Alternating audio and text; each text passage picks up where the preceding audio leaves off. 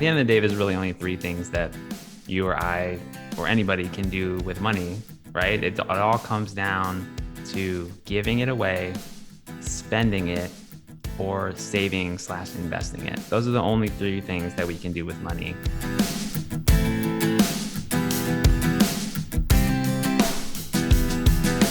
Welcome to Getting Money Right, a show dedicated to helping you achieve financial freedom through education and inspiration so that you can be free to pursue your true life's purpose. We're your hosts, David Thompson and Leo Sabo, and in today's episode, we are revisiting with a friend, Alex Mason. Alex, welcome back to the show. Hey, thank you guys so much for having me back. We're so glad that you're here. Leo and I are fans of Alex. We listen to his podcast. It's called Stock Stories. And Alex is an individual investor, but he's also a podcaster who loves to help people understand investing better, especially when it comes to long-term investing in the stock market. So we listen to his podcast, Stock Stories. We love his mental models concept where he goes through and talks about just the mental heuristics, the ways that our brains work, the ways that we can create habits and think through difficult problems. He's got a whole series of episodes on different ways that our brains work, especially in relationship to investing.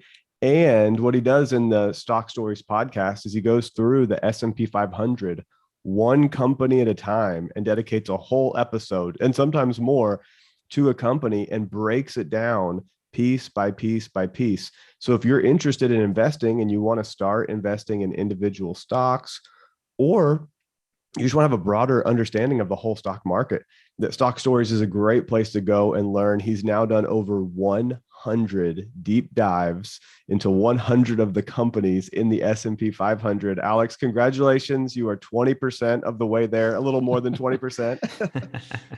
And of course, I know the S&P, every now and then it changes a little bit. They add a few. You may never end. Well, that's okay. It'll give you plenty of content to work off of. Yes. And then, of course, he's tracking this whole journey through stockstoryteller.com. And you can read in the blog and see the episode notes and learn about the mental models. He's just done a great job of sharing with his community there. And one of my favorite things, Alex, that you're doing now is you're building out a new community, basically a subscription service where people can actually get, I know people have been asking for more. They've been saying, how can we not just learn about the S&P 500, but how can we learn about some of the hottest, most unique investments today? So give us just a quick update on what you've been doing with Stock Stories and the subscription service and just how you're doing. Yeah, thank you. Thank you, David. Yeah, it's amazing. I almost can't believe that I've studied over 100 companies at this point. Like it's like almost like a fun challenge too, to see like how far like I can take it. But with the premium, I'm really excited because over the years, people request like, hey, can you do this company? Hey, can you do a story in this company? And that's a way that allows me to be able to, put in that extra effort and research and come up with some interesting investment opportunities. And it's pretty cool because there are companies that I'm personally investing in that I want to talk about more, but they don't necessarily fit within the specific context of like Stock Stories, the normal show. Mm-hmm. So yeah, it's just a cool way, I think, to do some more analysis in a way that people don't necessarily have to jump into their own research right away. They can listen to Stock Stories and the premium version first and get an idea for what a company is like. And then if they're interested, then do more of their own research. But I think it's a great way to expose people to more companies. I mean, there's just so many potential investments out there. It's crazy. Like you guys were saying with the S&P, I don't know if I'll ever be done because the average lifetime of an S&P 500 company has been decreasing every decade for several decades. And so, I mean, it's giving me a tough job. I got to catch up. I love it. Well, it gives you plenty of content. And honestly, this whole investment thing is not something any of us are going to master at any point. It's something we continue to grow in, right? And just looking at the different companies, I love the way you go through your shows and how you start with the history and help everybody understand the whole purpose of this business, and then go into each aspect of the business, including the financials, how it affects the actual investor. Like a company can make good money, but if it doesn't end up being a good investment for the investor, that's an important aspect. You can't just jump into a company because they're making a ton of money. It's like, well, great, but how much of that is coming to you as an investor? So I love the way you break that down because anyone can really understand that. So I'll just echo what David said. If you guys are looking for learning how to invest in individual stocks, but just having a better understanding of how the stock market works, even if you are investing in mutual funds or those types of investment vehicles that have these companies inside of them, at least you know what companies are inside of those, right? So now you know, okay, these are healthy companies that individually do well. So therefore, when you put them together, that's a good mix. And it just helps you to be a better investor, more informed investor. So when we invited Alex to come back, one, we just wanted to kind of catch up and see what he's up to. We know what he's up to, but he really wanted to introduce some of our listeners who haven't had a chance to listen to Alex yet and to get to know him and possibly go and listen to him. We really encourage you. We, David and I, listen to him all the time. So if we listen to him and we're financial guys, we certainly hope you will do the same. Also, he's just started a subscription for members who really want to go deeper. He's spending additional time creating a premium resource so that he can actually help people with implementing some of the things that he's teaching, and really encourage you to take a look at that. He is working hard to really bring a lot of value to people. So check that out, stockstoryteller.com. And you guys can really learn a lot from him. Alex, today, what we wanted to do is, David and I listened to one of your last episodes, and it was on asset classes as it comes to investing. This is something that David and I have touched on. So we wanted to have you come in and talk about the different asset classes, what they are, how people should be considering, or what they should be considering as far as investing, because investing is not a one size fits all. And it'd be a good idea for us to just talk a little bit and find out your thoughts, and maybe we can offer some value to our folks as they think about the different ways of investing. Yeah. And I want to remind our listeners, you can go back and listen to episode 11, 12, and 13 to get a broad overview of investing. But what we're going to talk about today is how you use money. And I know that there's three primary ways that we use money, Alex, and then we're going to get into the investing side of that. So give us the three primary ways, and then let's dig into those asset classes. Yeah, absolutely. So there's, at the end of the day, there's really only three things that you or I or anybody can do with money, right? It all comes down to giving it away, spending it, or saving/investing it. Those are the only three things that we can do with money. And in fact, if you kind of take it a step deeper than that, deep down, there's really only one thing that ever happens to money, and that is it gets spent. It gets spent by it could be by you at some point. Yeah. Maybe even your if you kids give it are away, spend it gets spent. Exactly. So, I think I really like what you guys are doing with your platform, because it's really focused not just on the education side of it, which a lot of people talk about, but on the stewardship. We're focused on making sure that the resources that flow through our hands in this life go to the highest and best possible use. Mm-hmm. And that really aligns with my philosophy too. I think that when it comes to just money in general and within the specific subset of investing, that's really important. But yes, those are the three things that we can do with money. We can save it, we can give it away, or we can spend it. I love it. So when we get into investing it and saving it for long term, what are some of the asset classes that people have access to these days? What's amazing is how in the last 15 to 20 years it's become easier and easier to get access to different types of investments that would have typically been reserved only for people who were extremely wealthy. Now almost anybody can access these kind of assets. What's out there? Oh my gosh, like the universe of investment options is so rich and so abundant. It's incredible, and it's only getting more abundant every day. There are so many different products and things being invented, but at the end of the day, from a broad perspective, there are really only three main types of asset classes that I've learned about and I've been sharing with people. And I can't take credit for this idea. This actually comes from a seasoned investor named Todd Tressiter, and he's known for popularizing this concept too.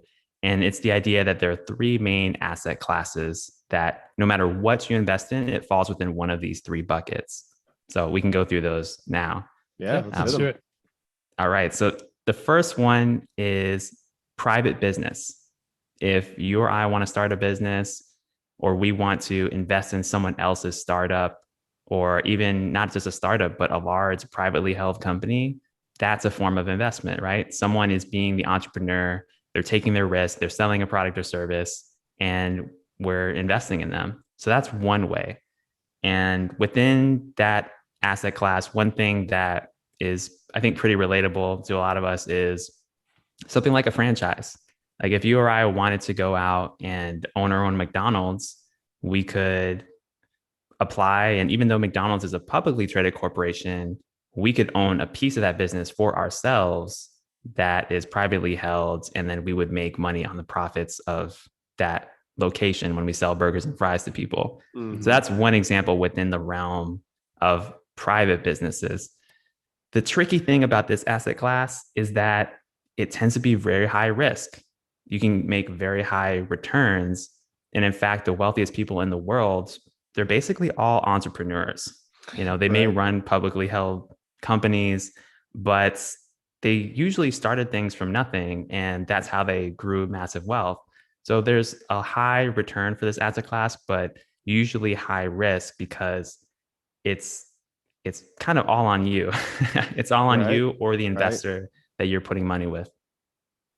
That's great. And this is something that, you know, we've talked about, that you can invest in your own business, but I love that you can also invest in other people's private businesses, and you can work like Leo and I work together on getting money right. And Alex, you've built the Stock Stories business, and and in every case, business is a way to serve people, and so you're just looking for ways to serve people well and to help other people in what they're looking for in the market. So what are some of the benefits to looking at private businesses, Alex, and then what are some of the drawbacks in your mind? Yeah, definitely. I think the biggest benefit is really what I mentioned, which is that you have potential for incredibly high returns. You could make 800%, 10,000% per year if things work out for you.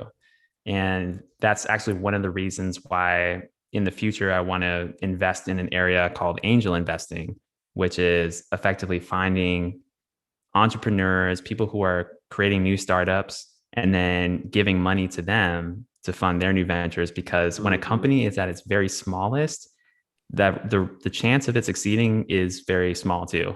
But if it does succeed, you could return incredible amounts. So I think that's really the biggest benefit of investing in a private business. And then another aspect is if you get a private business up to a certain size, I mean, you don't have to report filings to the SEC. You don't have public scrutiny like a lot of these boards of directors of publicly traded companies do. So that's another benefit once, you know, private business gets to a certain level of size.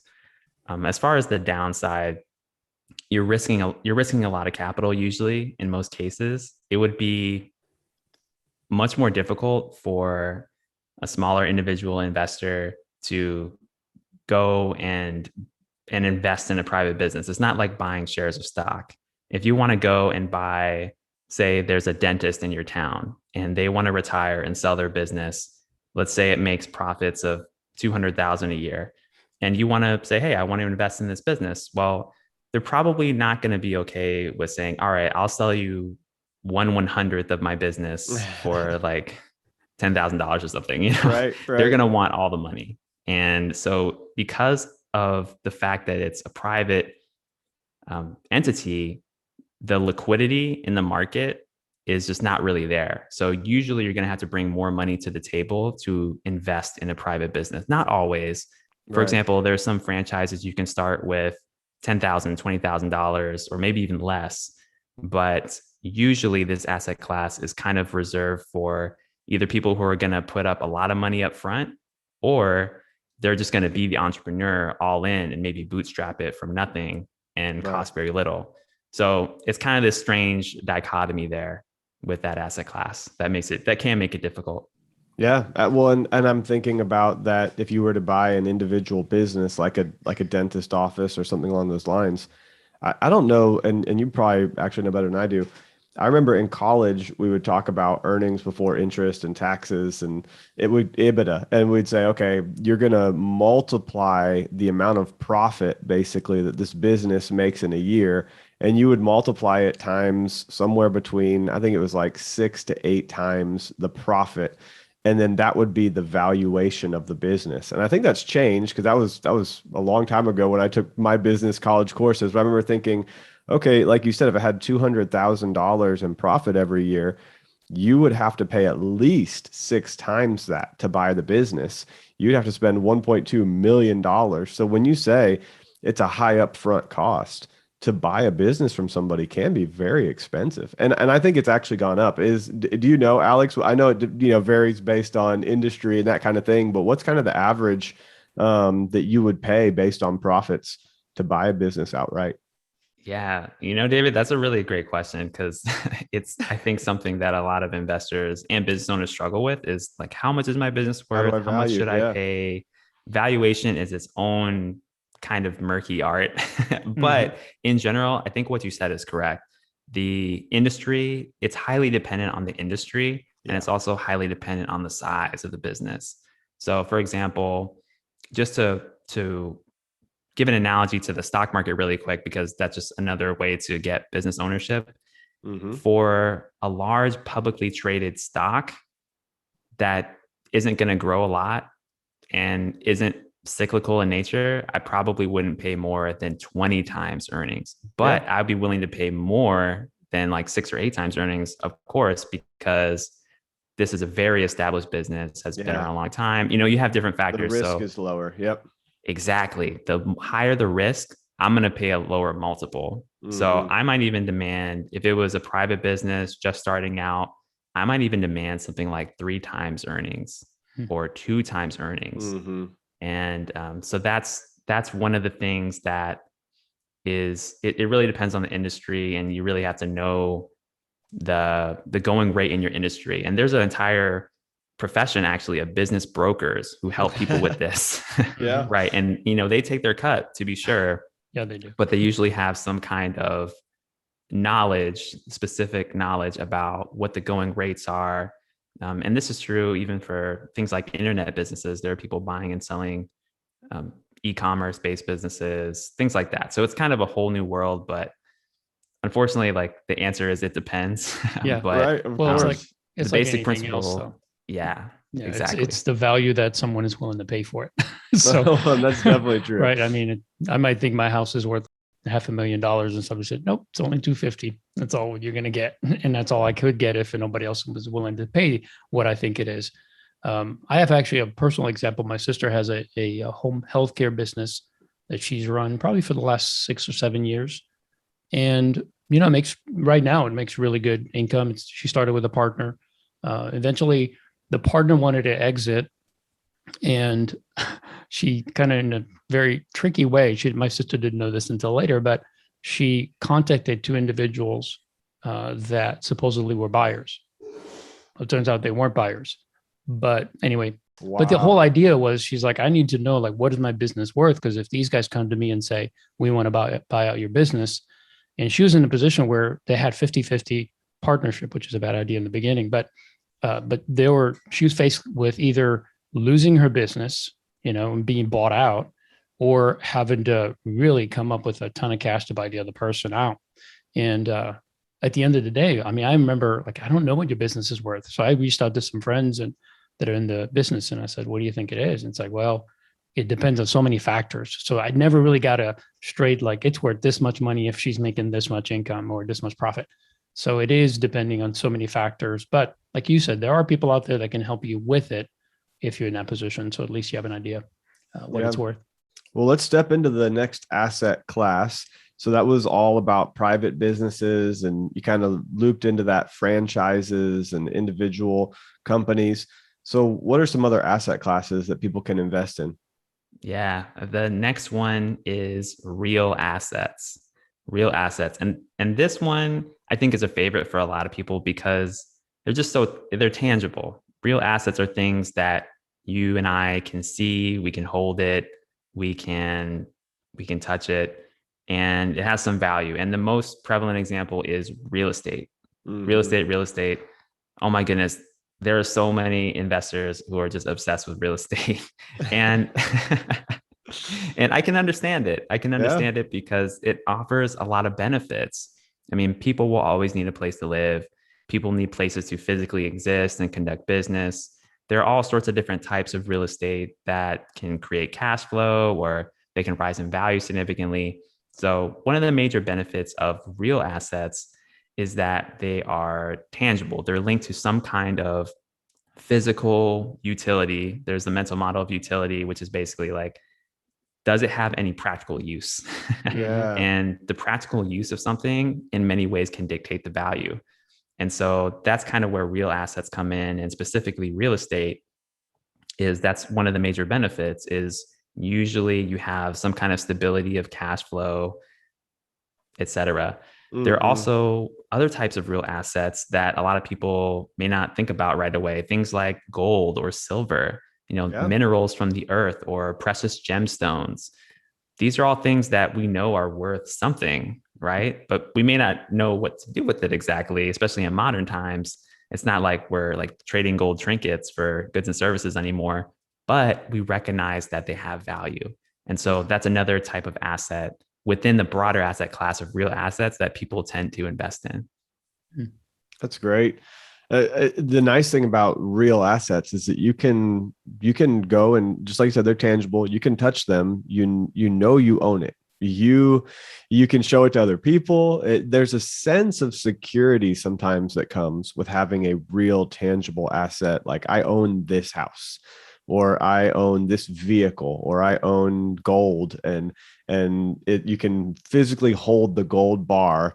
And if the whole economy, went sideways, you would have something physical of value in your possession. You wouldn't be relying on the internet to access your funds, So it is interesting because, just like you said, that mental utility provides a unique value. And then specifically with real estate, there are some real tax advantages and cash flow advantages and other unique advantages to real estate that are highly valuable. What are some of the tricky drawbacks to real assets? Mm, yeah, that's a good point. And I think one of the biggest drawbacks to real assets is that someone can take it. Yeah. Someone could steal your stuff. They could steal your diamond necklace or your gold bar that you bury in the backyard. Uh, these are physical things, so they come with physical risks, and theft is one of those things. Another aspect of it that I think is maybe more applicable to not just maybe smaller items, but even to bigger things like real estate, is that they're not as scalable. So if you rent a house to someone and you collect rent from them every month and you say, hey, this is awesome, I want to make double my money now. How do I do that?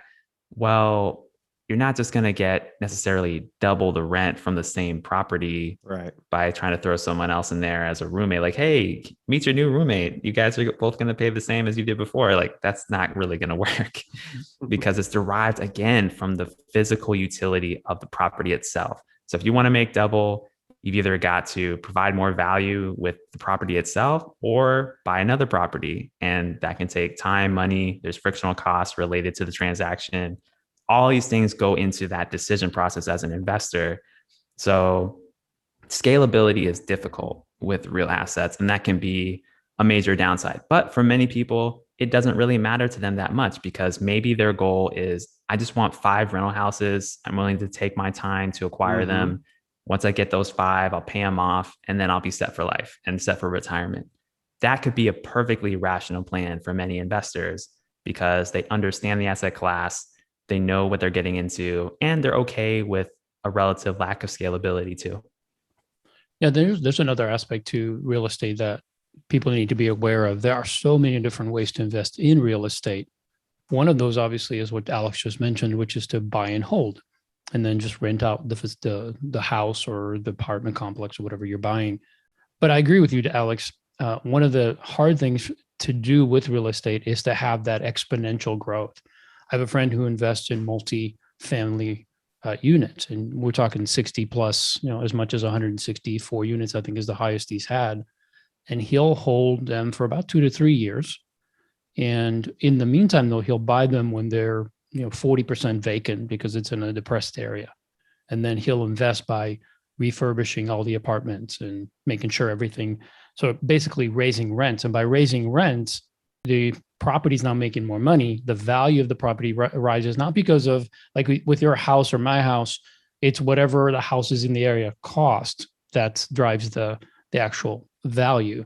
But with a multifamily, what happens is depending on how much money that business is making, that will increase the value. So you can actually come in, make some improvements, bump rents by $200 per apartment, and now you've got 100 units making $200 more. That's an extra $200,000 that's coming in every single month, and that increases the value of this property. So, then of course the value of it when you sell it, you could buy it for $1 million and sell it for 2.5 within a 2 to 3 year period. But the part that people don't understand is that is a lot of sweat equity, and that's a lot of money that you have to reinvest in the business. Again, my friend does this all the time, but what he does is he takes most of the rents and puts them right back into the property for the first 2 years. And then as soon as he's starting to make some serious income, then he turns around and sells it and does it again. So it is possible, but it is a full-time and then some job. You're in it, 24/7. So it is a different type of investing, and it does have a lot more risk in that. And you have to have, of course, the ability to do it. If you're going to hire a contractor for everything, it's going to be more expensive. That's going to dip into your profits, into your cash flow. So there's a lot of aspects of it that most people who just go to work 9 to 5, they don't have time to do that. They can't just quit their job and go do this, and they don't have the equity to get started. So a few people do that, not as many, but that's what's great about this asset class. That so many people can get into it. I was mentioning my sister earlier about with her business. Well, before she started the business 5-6 years ago, she actually started with real estate. Her and her husband bought one duplex, and then they bought a single family home, then they bought another and another. And so they've never gone into stocks and mutual funds. That's never been something that they really took the time or understood, and they just weren't comfortable with it. They didn't feel like they had enough control of it. So they went with something that they understood, something they were good at. My brother-in-law is a contractor. He knows how to do anything, or he has connections to do everything. So those kind of assets are very good if you want to be hands-on. And that's kind of the way I think about it. There's hands-off and there's hands-on.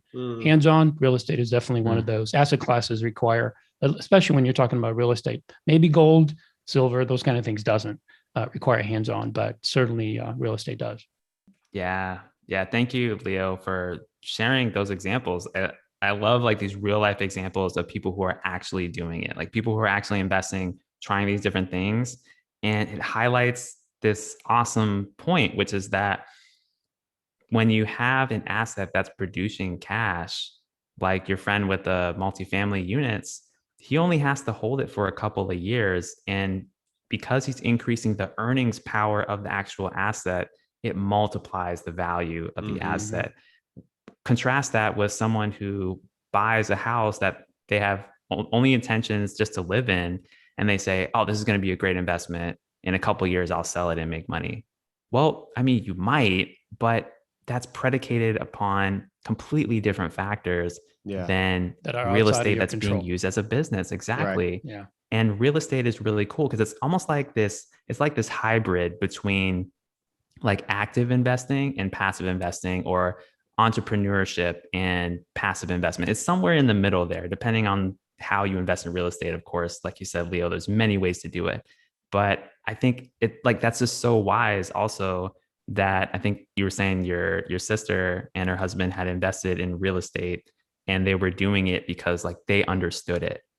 They weren't investing in stocks, not because they didn't think that it could return a lot for them, but because they were focused on staying within, there's a mental model called circle of competence. You stay within the realm of things that you understand, and you seek to increase the things you understand. Of course, you're always learning, but don't invest in things you don't understand, but invest in things that you do. So I just love those examples, like people actually investing and following those principles. It's great. Yeah.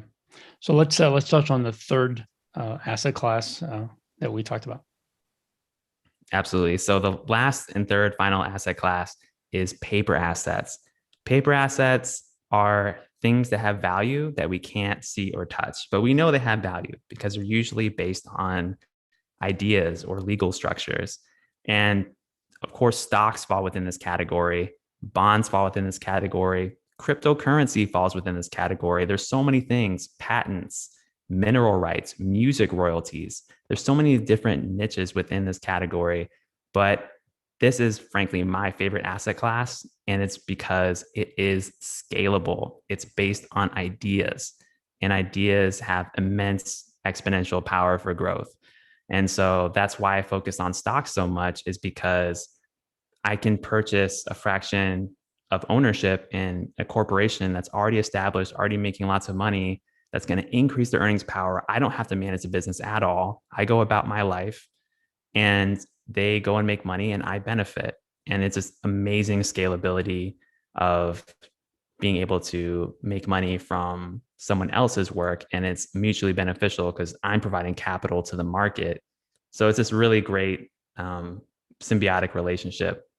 But as far as the downsides, there are downsides, of course, to investing in any type of investment. Paper assets are no exception. If you invest in a paper asset like a stock, I mean, you don't actually run that business, right? So you're not the one making the decisions.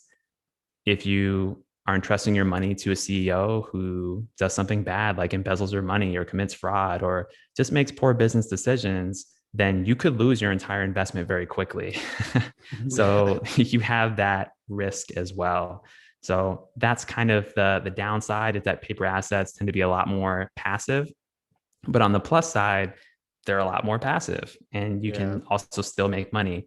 So I think it just speaks to the temperament and personal knowledge of the investor themselves. If you want to invest in one of these three asset classes, just ask yourself the question, which do I feel like most naturally drawn to and why? And then kind of explore it from there. Yeah, and I think it's okay to do multiple if you want to take the time to learn what each individual class is and be involved in multiple if you're drawn to that. But it really depends. You said something that's really important, is the temperament. Like what risk level do you have when it comes to whatever type of investment you get into? You have to take that into account. If you're buying into real estate, when I bought my first real estate holding and I started having renters, the first year was great. No problems. I think I spent a whole $3.50 for a toilet ring. And that was, it was like, this is easy. Let me buy another one. And then, of course, I had a terrible tenant that took 4 months to get out. And I learned that, okay, this is a little stressful, not quite what I was signing up for. But then I had to, in the midst of that stressful situation, having to evict the person and having to go twice through the process because I didn't understand it the first time. It was very frustrating. And I remember reaching out I have several friends that are in real estate, just happened to be connected that way. Not that I was searching for them. It's just kind of they came about. And I reached out and I said, how do you deal with this? And one of them said to me, he said, look, I don't let someone that may have a bad situation, whether it's something they did because they're not a good person or because they hit a tough spot in their lives and they can't pay. I don't let that person dictate my future. So some people can't handle that. They think everything should run perfect and people should be a certain way. Well, the reality is I didn't put in a tenant that I thought was going to not pay me. I did the due diligence of making sure this person was going to pay, but I had no guarantee they were going to pay. And when the person lost their job, I was left out. And I was the one, obviously being the biggest expense they had, I was the first one not to get paid. And then they didn't move out and stayed there for 4 months without leaving, without paying.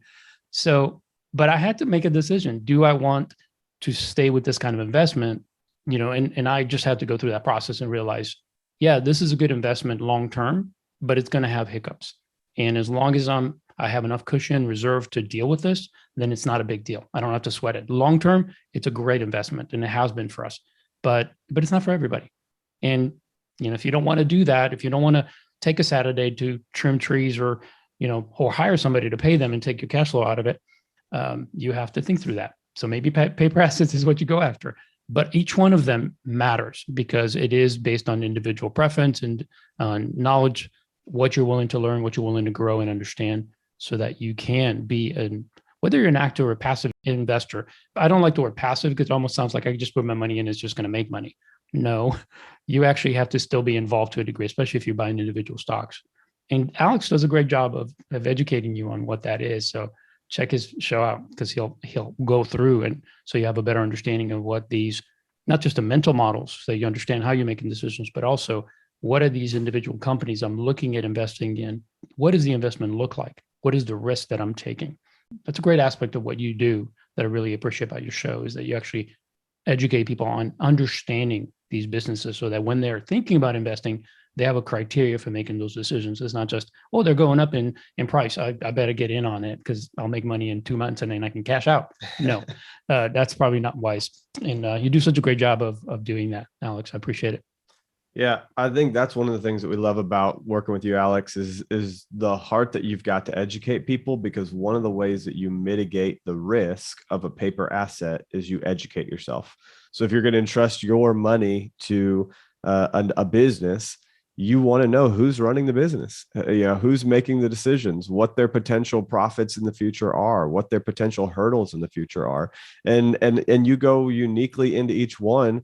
In one of the most recent episodes, which was a premium level episode on DraftKings, you talked about government regulation and you talked about the laws that may affect the future business model of this company. And that's so valuable for any investor to have a broader context so that when they go in and buy a company using paper, using their cash, putting dollars into a bank or into a broker, and then that broker going and making that purchase, all of a sudden it becomes very digital, and this money is flowing. You don't get to tangibly touch it like real estate, and you start to think, oh, I don't have any control. I can't do anything about this. Really, you can be educated. And you can go in and learn about each of these companies so that you're taking educated, knowledgeable investments into the future and hopefully returning a profit.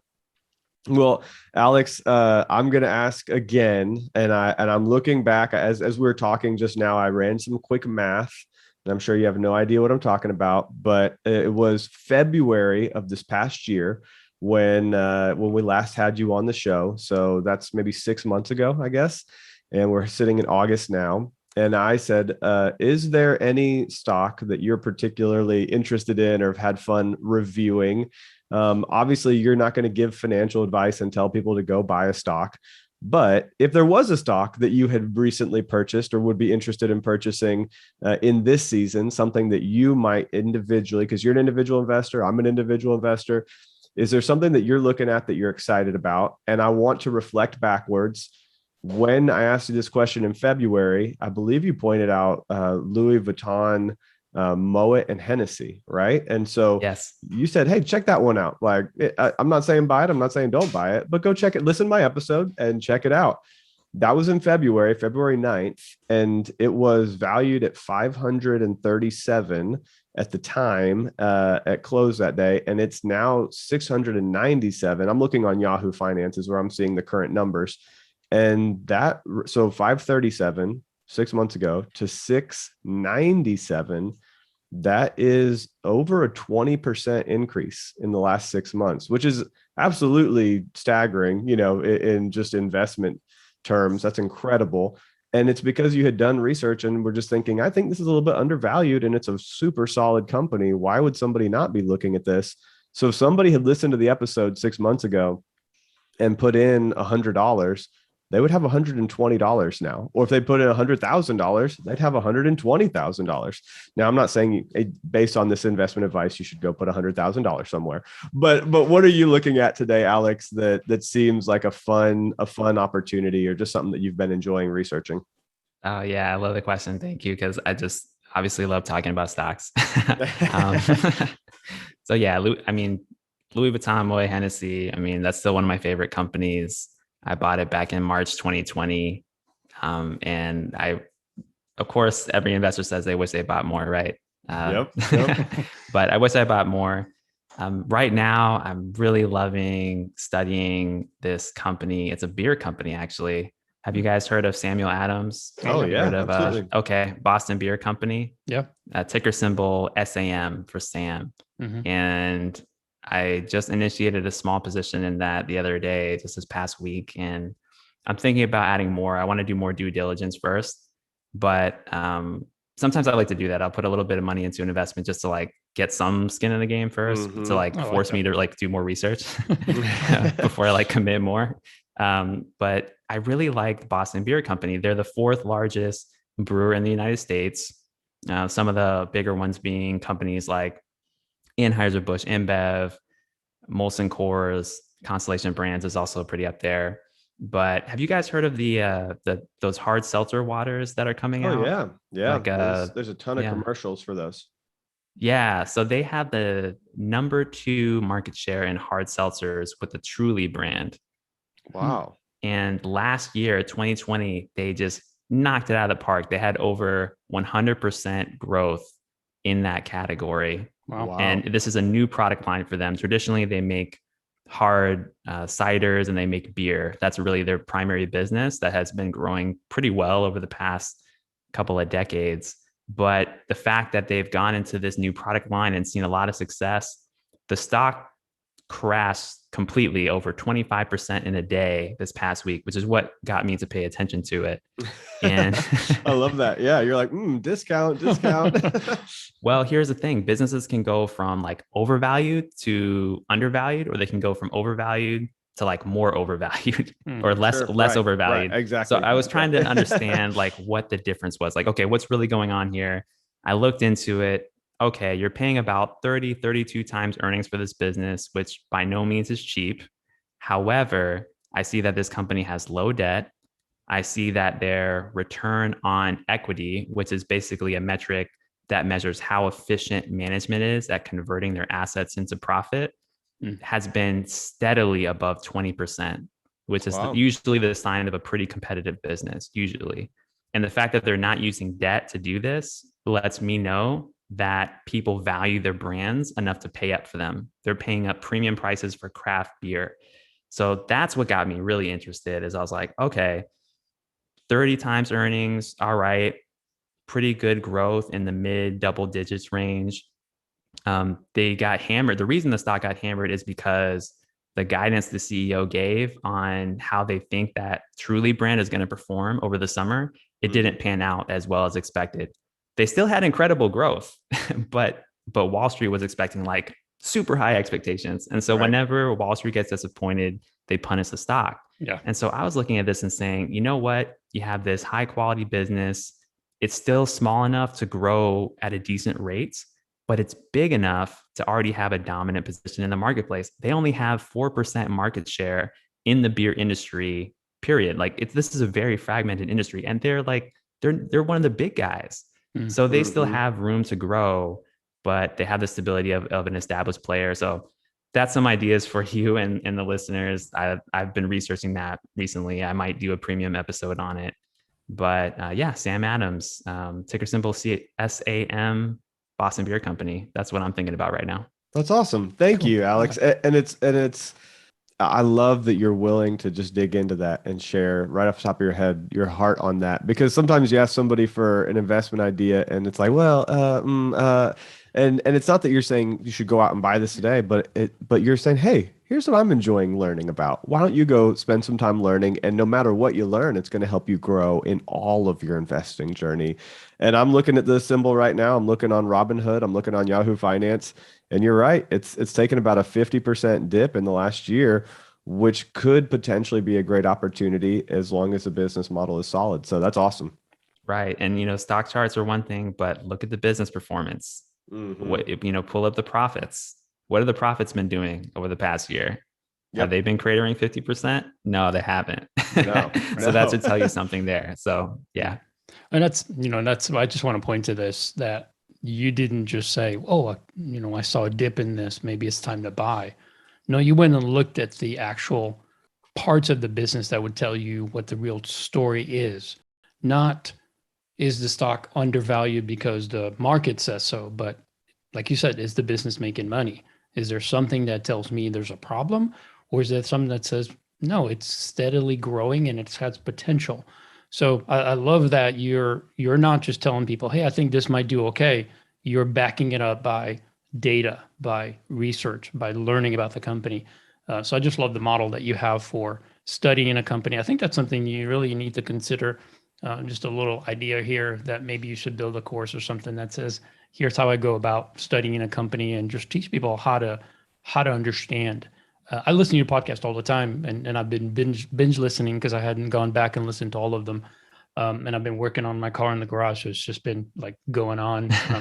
Keep going backwards to listen to the ones I had missed. But what I like is as I'm listening, I'm starting to learn and understand the process that you take to understand companies. But it's hard in an audio format to visualize that. So that's why I encourage you to kind of think about maybe in your premium, you add something that says, let me walk you through a process to understand visually how this looks on actual paper. So that as you're looking at the financials of a company and the different research that you pull up, you can educate people how to do that themselves. So I think you should do that. Yeah. Thank you. I really appreciate that feedback. Yeah. Mm-hmm. Yeah, I'll do something like that. Thank you. Cool. Alex, is there anything else you want to share and point people to Stock Storyteller or the Stock Stories podcast or the premium subscription? Anything else you want to share with our audience before you head out? Yeah, first of all, I just want to say, David and Leo, thank you so much for inviting me back. I feel honored that you guys wanted to have another conversation. And I hope that I was able to help someone out today with breaking down these 3 asset types, because I think as investors, especially new investors, it's just so confusing what's out there and there's so much noise. If we can categorize things at a very basic level, I mean, I know for me, when I learned that concept, it just helped me center myself and kind of go forward with more rational thought. So thanks for giving me the opportunity to do that. And also, if anyone is really interested in learning about specific companies, learning about the business behind the stock, how do we decode the business behind the stock? Check out the Stock Stories podcast. I am there every single week. And like Leo and David said, we're going through the entire S&P 500 and we're 100 down and I'm going to keep going. So come and join me there. And definitely, I love any feedback that I can receive to improve the show, make it better, make it of greater service to you guys. So thank you. Yeah. And if you want to get a hold of Alex, he's also on Instagram. What's your handle on Instagram? It is Stock Storyteller. So you can find me on Instagram at Stock Storyteller. And Alex will answer you if you message him. He did that when I asked him to come on the show. And so he's active. He loves to talk to people about this. So if he can help you, he would love to do that. And again, he does a great job of providing that ongoing every week. And do check out his premium product. I think this is a great resource that really could benefit you in growing in your understanding of stocks and companies and how to be a better investor. We wouldn't have asked him to come on, and we certainly wouldn't be listening to him if we didn't believe that. So we do encourage you to do that. Thanks, Alex. Again, thanks for taking the time to be with us. We enjoyed it. Thank you. All right. Well, if you enjoyed this episode, we would love for you to rate, review, and maybe even leave us a comment for this podcast on Apple Podcast or wherever you're listening. We just want to know, how are we doing? Are we serving you well? Is there something else that we can do to help you in your personal finance journey? And we are continuing to work on our course. That's going to come out hopefully later this year.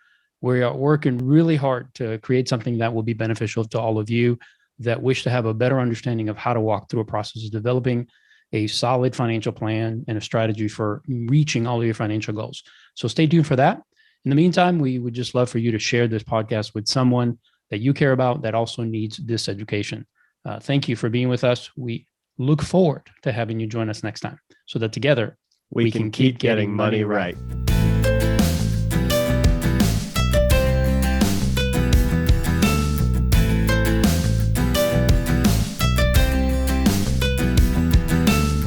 These are all things that we know are worth something, right? But we may not know what to do with it exactly, especially in modern times.